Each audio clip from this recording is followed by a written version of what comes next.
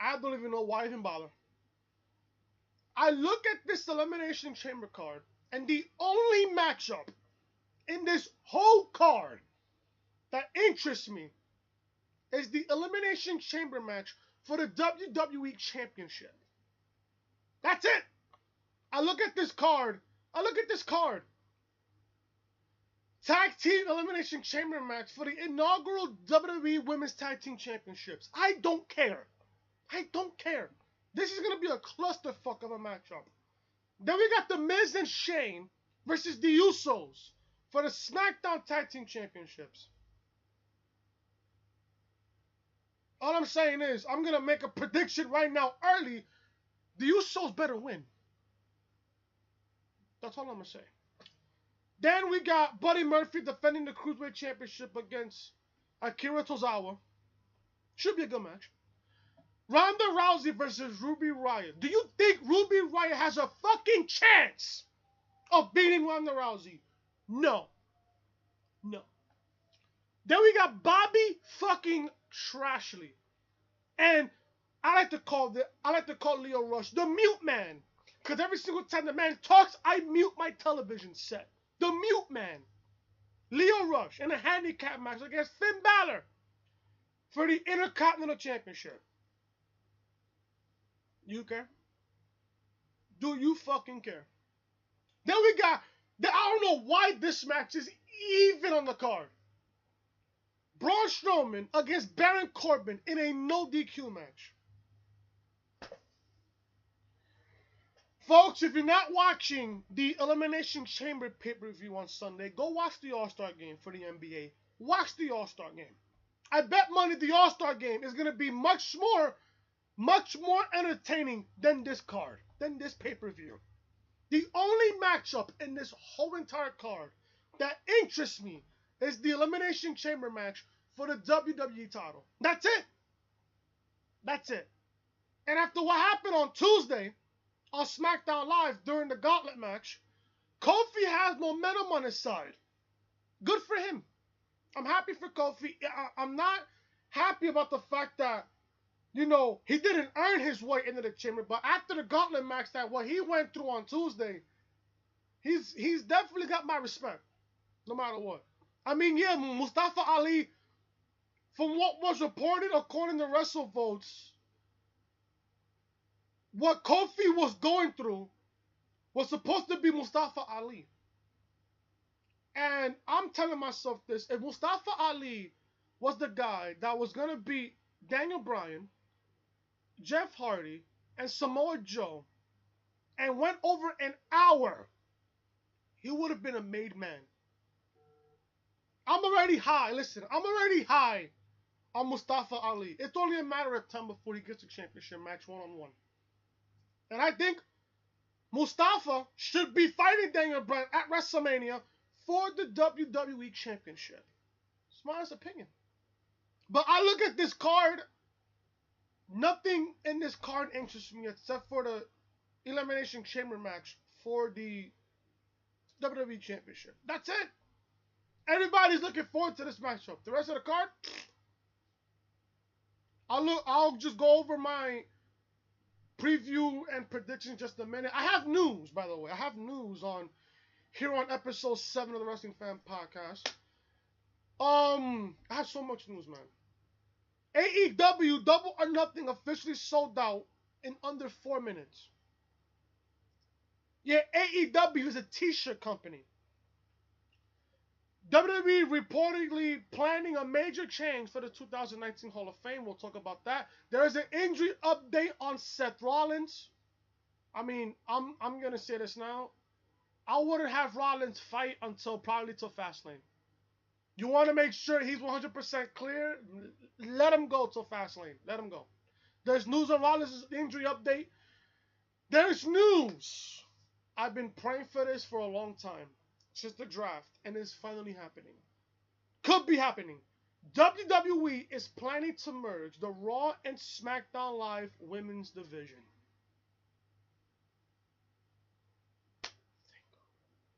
Now all they gotta do is merge the tag team division. Then we're fine. Daniel Bryan, there's news on Daniel Bryan. Daniel Bryan reveals the length of his contract in WWE. Also, if you guys hate Kurt Angle, you guys are going to love this report. WWE is setting the stage for Kurt Angle's final match in WWE. I just got to keep praying. I prayed for the women's division to merge. Now I'm praying for Kurt Angle's last match. And my God, it's fucking happening. Now, there is a silly report going around. According to Ringside News, I'm going to take this report with a grain of salt. And you should too. The Undertaker reportedly retired for real this time. I don't believe this report whatsoever. I don't believe this report whatsoever. But like I said, this report, you're going to take this with the biggest, smallest grain of salt. And why WWE is keeping Asuka off of television. Now, I read this report, and I believe this report. This is a legit reason why. We're going to go over all of this, plus so much more right here on episode number 7 of the Wrestling Fan Podcast right here on YouTube. If you guys haven't checked it out already, Monday Night Raw review up on the channel. Go ahead, guys, and check that out. All of the videos from this past week will be up in the upper right-hand corner of your screen on the annotation that is on the right-hand corner. The Queen replaces the Man at WrestleMania. If you guys want to see an epic rant, you guys should watch this Raw review. Some good stuff. SmackDown Live review. I go over the gauntlet. SmackDown was pretty good on Tuesday night, man. Pretty good episode of SmackDown Live. Pretty good episode. That video will also be in the upper right-hand corner of your screen in the annotation. NXT. NXT was a not bad show on Wednesday night. Not that bad of a show, but we're expecting a much better episode of NXT next Wednesday. We got, from what I heard on Twitter, we're going to get Aleister Black versus Roderick Strong. And we're getting Johnny Gargano versus the Velveteen Dream for the NXT North American Championship. Should be good. NXT review up on the channel. I did a Throwback Thursday pay-per-view review of WrestleMania 29. CM Punk's greatest WrestleMania match. And this was also CM Punk's final WrestleMania. He went one-on-one with The Undertaker on the match of the night, that night at WrestleMania. That video is also up in the annotation on the right-hand corner. And also, yesterday, I uploaded a top 10 greatest factions in wrestling history. The Four Horsemen, Corporate Ministry, the Wyatt family, the Hart Foundation, the New Day, so on and so forth. All those videos, guys, will be up in the right-hand corner of your screen. Please go show support. Leave all these videos with a thumbs up. Comment down below what you guys thought of all of these videos. Thank you guys so much for watching. If you guys haven't followed me on Twitter, follow me on Twitter at Chris from Loring, Instagram, your boy Chris_WFB, and Snapchat, should be down right there, Chris Most Hated. If you guys enjoyed the podcast, hit that thumbs up. Comment down below what you guys thought of the podcast. If you guys are new to the channel and you're visiting this video for the very first time and you're watching this video, hit that subscribe button down below. Ring those bells for all notifications. Let's begin this episode 7 of the Wrestling Fan Podcast. AEW Double or Nothing show officially sold out in under 4 minutes. It's official, folks. All Elite Wrestling's first show of Double or Nothing has officially sold out. The pre-sale sold out within 30 minutes back on Monday, with reportedly 40,000 fans trying to get tickets for the historic event. The general on sale launched, and those tickets sold out in under 4 minutes. AEW Double or Nothing takes place on Saturday, May 25th in the MGM Grand Garden Arena in Las Vegas. The following matches are confirmed for Double or Nothing: Kenny Omega versus Chris Jericho, Hangman Page versus Pac, Britt Baker versus Nyla Rose versus Kyrie Ray. This is a rumor match, by the way. The Young Bucks versus the Lucha Bros. That's rumored. And AEW is teasing Cody Rhodes against a mystery opponent.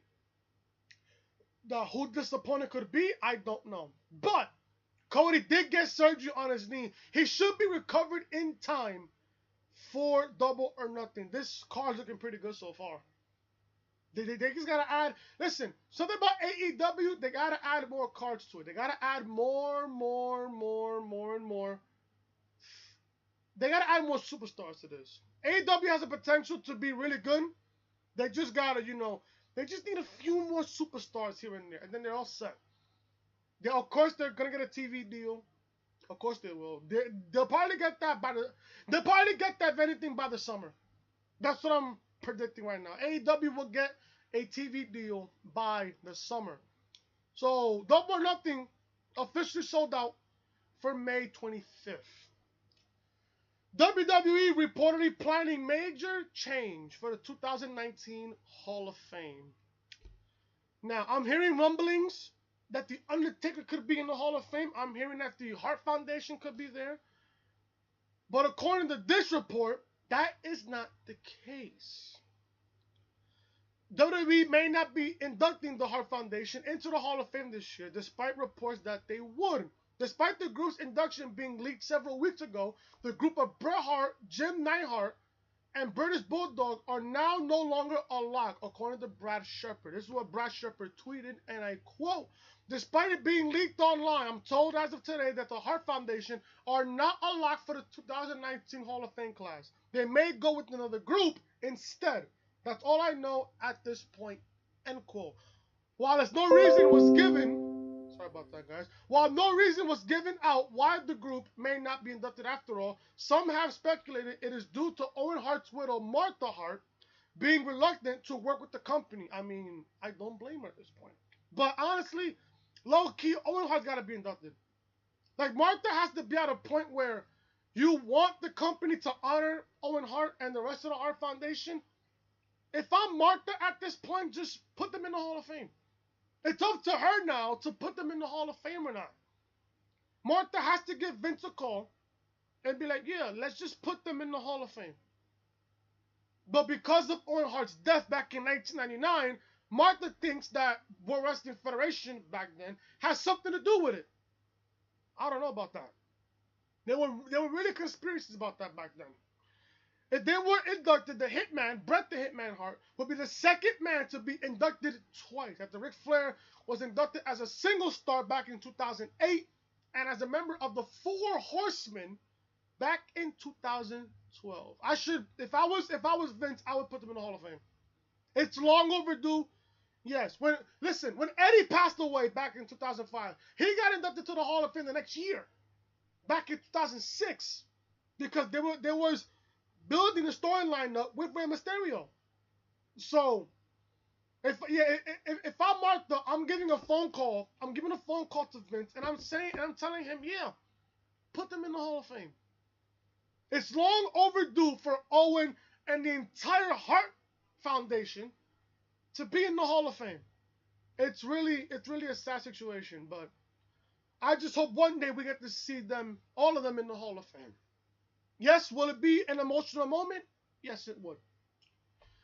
Seth Rollins injury update. According to the Wrestling Observer newsletter, now if you guys know, Rollins will not be part of the Chamber pay-per-view tomorrow night. Seth Rollins is having issues with his back. He was originally scheduled to face Bobby Trashley at Fastlane, but the company wants him as healthy as possible ahead into his marquee match against Brock Lesnar at WrestleMania in the biggest match, I think, of Seth Rollins' career. Rollins hasn't wrestled since January 28th, since the Raw after the Royal Rumble. It should be noted that the Architect isn't working this weekend's Elimination Chamber pay-per-view on Sunday. Let Rollins heal up. You don't want to risk any more injury. You don't want Rollins to suffer a setback. So this is good. You could put him on TV, say promos here and there for a few weeks, and then if his back is healed up, you put him back in the ring for Fastlane, because Fastlane is the final stop on the road to WrestleMania. So good thing on the company, and smart for Rollins to not compete until he's fully healed. This is what I've been wanting for a long time. WWE planning to merge the Raw and SmackDown Live's women's division. Thank fucking Christ. WrestleVotes reported on Twitter that WWE is planning to merge the women's division roster between Raw and SmackDown Live over the coming weeks. The plan is for the women's tag team title to be featured on both shows, but not every week. Good. But at this point, after Sunday, I'm not gonna care. I'm not gonna care. Sources said that the women's division roster is slowly going to be crossing over more between both shows. The plan is to have the women's tag team champions appear on both brands initially, however, not on a weekly basis. They already rendered the women's tag team championships irrelevant. You had the women's teams qualify, but the SmackDown teams not qualify. I would have booked the tournament, low key. I would have booked the tournament. You could do Raw, SmackDown, and sprinkle a little bit of NXT women into this division. The winner, the two finalists, will fight at WrestleMania for the women's tag team championships. You're gonna crown a new championship at a chamber pay-per-view, at a B-level pay-per-view. Yes, I don't mind the women's tag team championships. Yes, I don't mind it. But you're gonna crown that at a B-level pay-per-view on the road to WrestleMania? You could have simply just built a tournament around that. You could have simply just built a tournament. And then you have the two finalists fight at WrestleMania to become women's tag team champions. That's what you gotta do. But they're giving us the chamber. Nothing we can do on that. Daniel Bryan reveals the length of his current WWE contract. Now, as you guys know, Daniel Bryan is one of the hottest heels right now in all of WWE, next to Tommaso Ciampa. Not gonna lie to you, next to Tommaso Ciampa. On the latest episode of Total Bellas, if you guys even watch that show, I don't, Daniel Bryan reveals some details on the length of his contract. Bryan noted he signed a new 3-year deal with the company last September, and this contract will run through the fall of 2021. In related news, Dave Meltzer of the Wrestling Observer newsletter is reporting that Vince McMahon is worried about the precipitation of big names leaving the company, especially if they go to All Elite Wrestling. Yet the AEW effect is not fucking real. According to the dick suckers out there in this wrestling community, the AEW effect is not real. The company is making an extra effort to talk to any talent who are disgruntled and come to some agreement to keep them in the company. Like I said, yet the AEW effect is not real. Oh, AEW just a t-shirt company, Chris. Don't believe in the hype.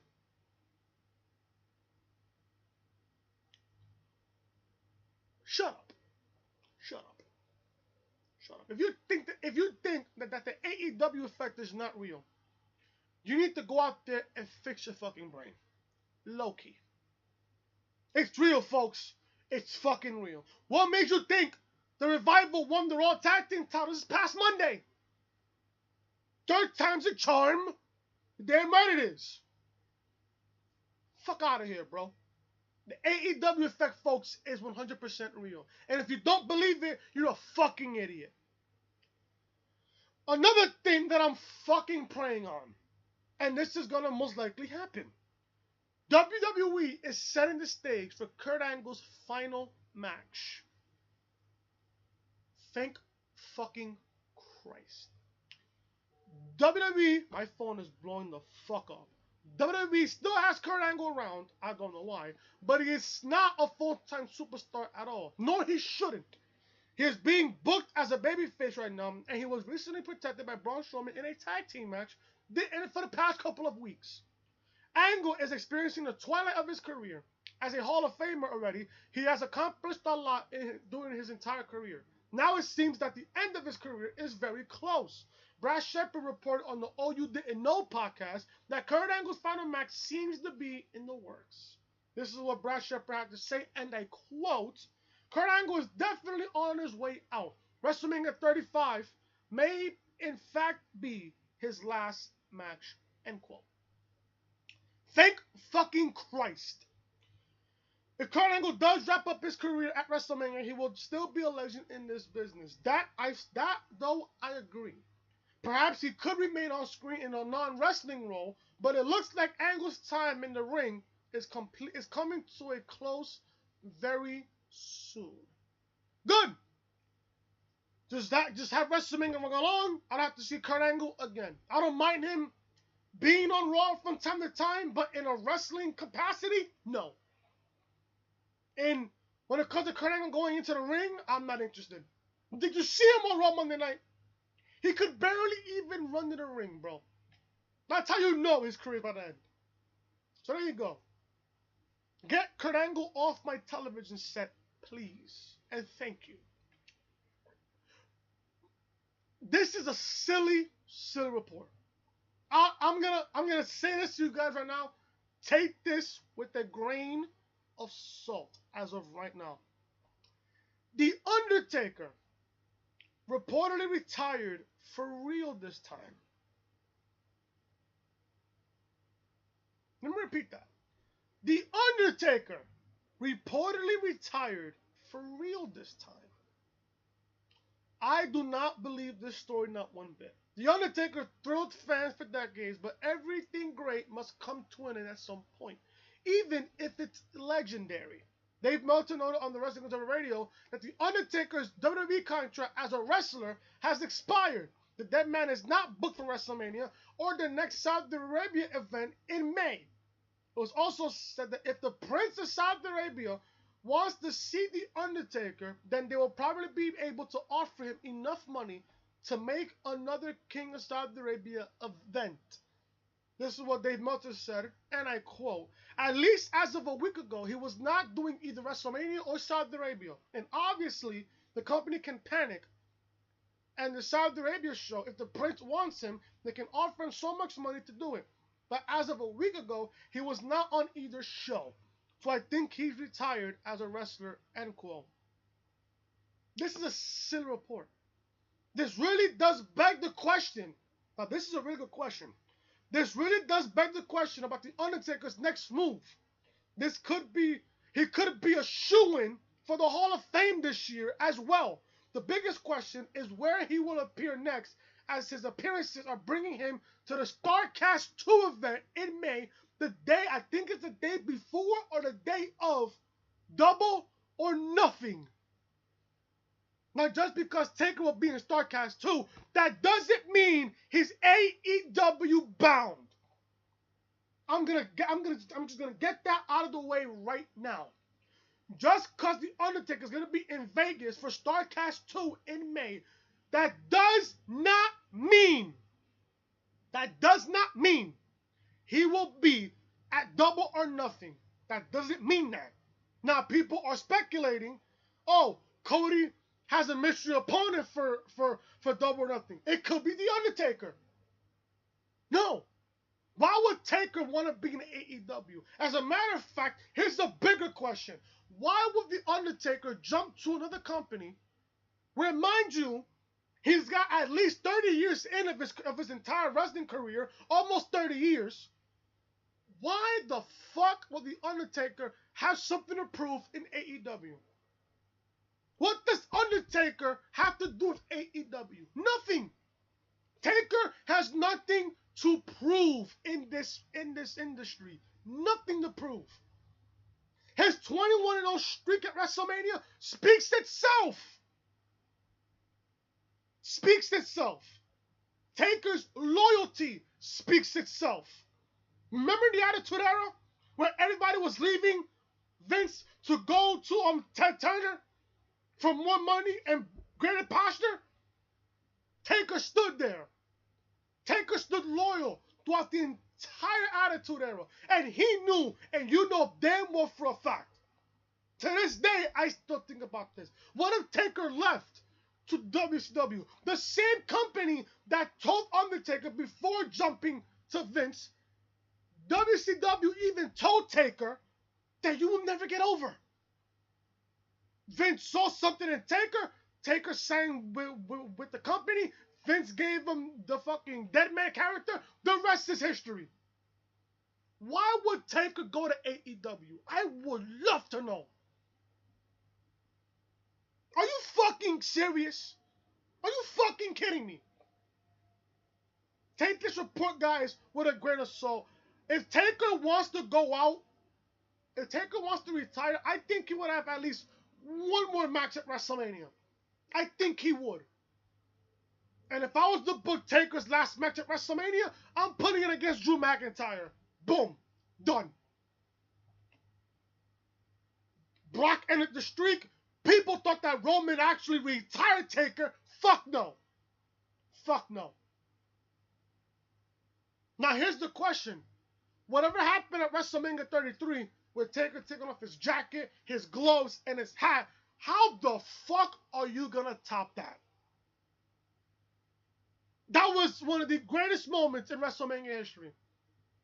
Back at WrestleMania 33 when Taker took off his gloves, his hat, and his jacket. What are you gonna do? How you gonna top that moment? Only time will tell. Only time will tell. But if this is really true, they could put Taker in the Hall of Fame this year. Taker, and think about this also. Usually around this time, or before the Royal Rumble, they would announce the headliner for the Hall of Fame. They haven't done that yet. They haven't even got the Hall of Fame headliner on lock yet. If you really want to build around the Hall of Fame, you put Taker in there.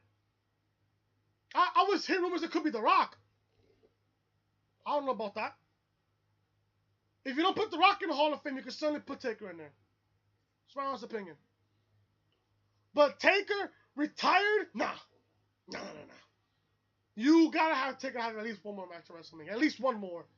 Then that's it.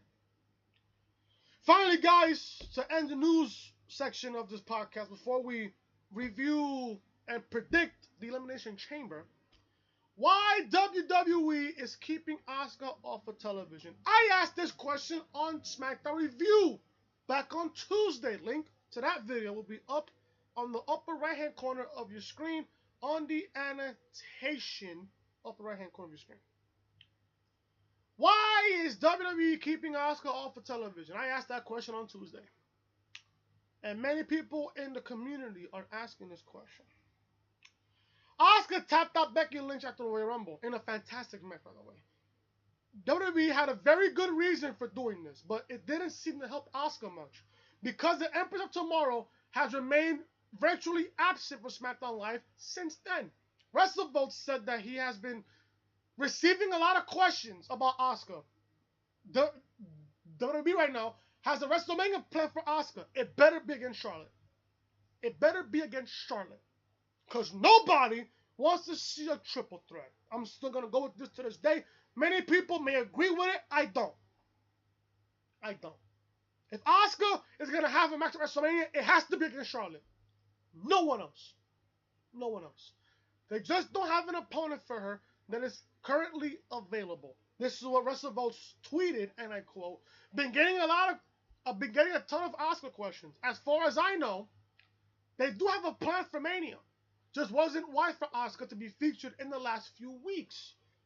WWE doesn't want excessive brand jumping prior to WrestleMania, leaving only Lana or Zelina Vega for the Chamber. That's not a pay-per-view matchup WWE wanted, end quote.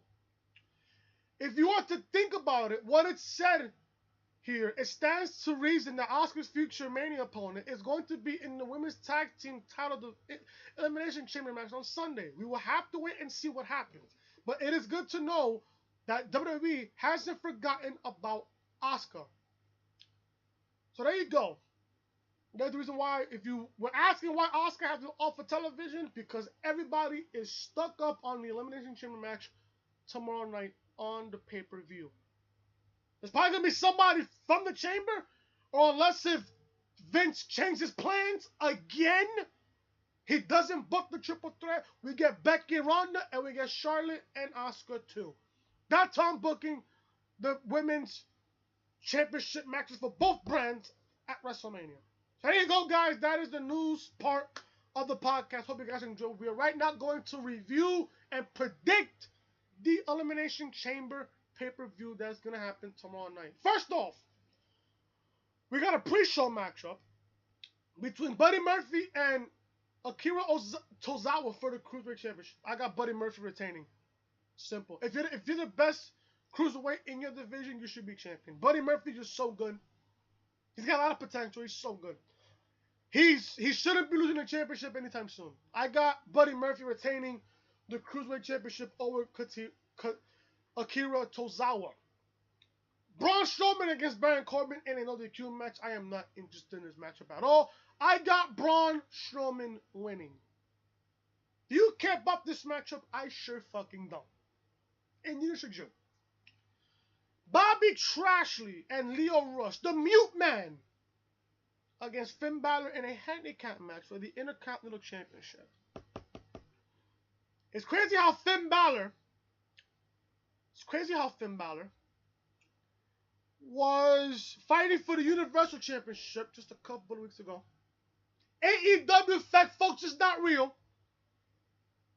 So why you put Finn in a Universal Championship match at one pay-per-view, only to put him in the IC title match the next pay-per-view?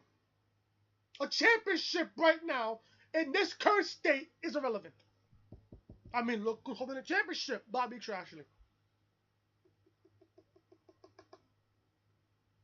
Honestly, I'm just going to go out on a limb here. I got Finn winning. I got Finn winning the IC title. I could be wrong, but fuck it, I don't care. Ronda Rousey versus Ruby Riott for the Raw Women's Championship. Do you think Ruby has a chance to beat Ronda? No. You gotta keep Ronda strong for WrestleMania. She's not losing the championship. She's not. I got Ronda retaining the Raw Women's Championship. It's that easy. Miz and Shane versus the Usos for the SmackDown Tag Team Championships. Now, there was a report going around that Jimmy Uso was arrested in Detroit because he squared up against a police officer. And low-key, that's something you don't do. I don't know how that would affect Sunday, but I'm still picking the Usos to win. Low-key, I'm still picking them to win. Regardless what happens to Jimmy, I got the Usos winning the SmackDown Tag Team Championships on Sunday night over Miz and Shane. Don't care. Miz and Shane, they shouldn't be a tag team. I never even liked Miz and Shane being a tag team. I still don't. I just don't care. I got the Usos winning the SmackDown Tag Team Championships on Sunday night.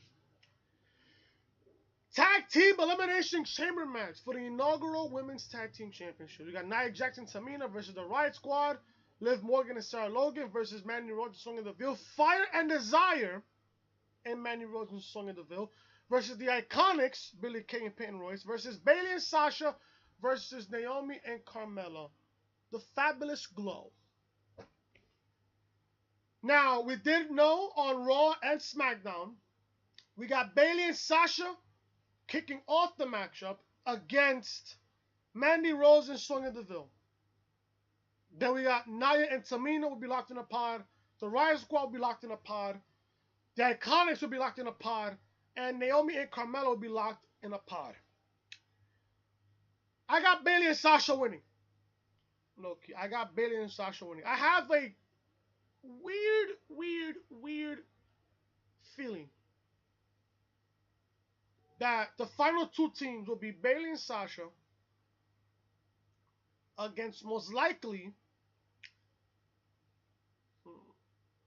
I'm going to say against Naomi and Carmella. Most likely. Either it's going to be Bayley and Sasha versus Naomi and Carmella as the final two teams, or Bayley and Sasha versus most likely Mandy and Sonya.